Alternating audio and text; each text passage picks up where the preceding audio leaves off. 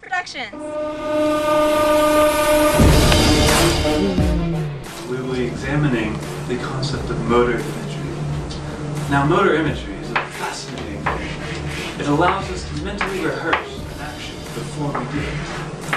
Previous research has found that motor imagery contributes to the performance of athletes during athletic competition. It also helps promote recovery from injury.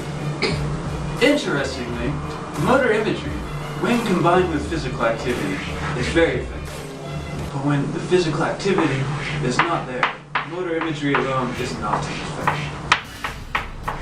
It is now well known that this physical experience is important before engaging in the motor imagery. Small subliminal muscle activity has been recorded in the muscles during motor imagery.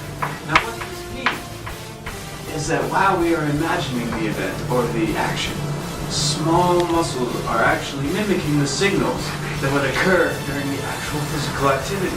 Very fascinating stuff.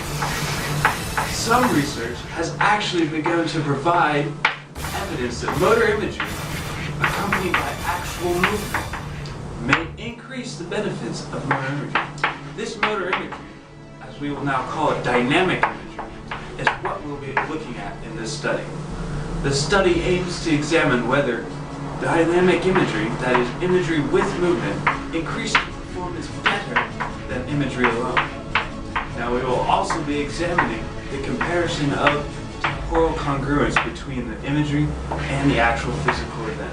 Now what that means is we will be examining whether the time it takes you to mentally rehearse the action, how similar is it to the actual time it takes to complete the action.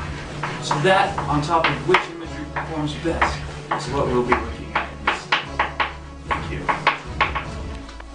Dr. Moschenberger here. Today we will begin our trials. With me I have my two lovely participants here. And I'll be passing out the movement imagery questionnaire. What that is we'll be determining how good they are at mental imagery before we begin to rule out if they're too good or if they're not good enough. Today, for our experiment, we will be concerned with three types of imagery. There is internal visual imagery, which you imagine yourself in the first-person perspective. There is the external visual imagery, where we will imagine ourselves in the third-person perspective, and the kinesthetic imagery. We would like to focus mainly on the kinesthetic imagery, in which you view your arms or your legs moving. And then for our experiment, we will have 4 warm-up jumps. Each one of you will perform 4 warm-up jumps, followed by 10 actual jumps and 10 motor imagery trials. Now we will have you begin with an actual jump, so that we will not have you imitating a jump without actually having performing. So, after you do your actual jump, we'll split the 10 motor imagery trials. Half you will be doing with just imagery, no movement, and then we will have the other 5 with the dynamic imagery. And while you're doing this, we would like you to imagine you are actually jumping over a bar placed at 90% of your personal best. Can we do that? All right, let's begin. Jump 1, actual jump.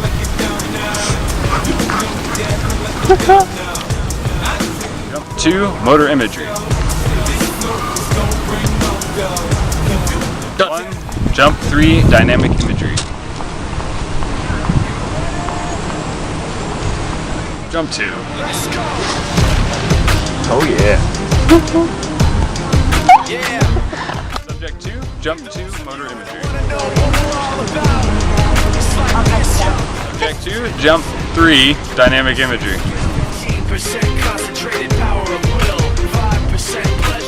Hello, I'm Dr. Collett. We produced this study to test whether coupling actual movement with motor imagery produced more successful jumps at a 90% of an athlete's max as opposed to a motionless imagery. So we found that the percentages for dynamic imagery produced 45% of success, the motionless was only 35% of success, and the overall quality of the jumps were greater for dynamic imagery as opposed to motionless imagery. Music is like magic.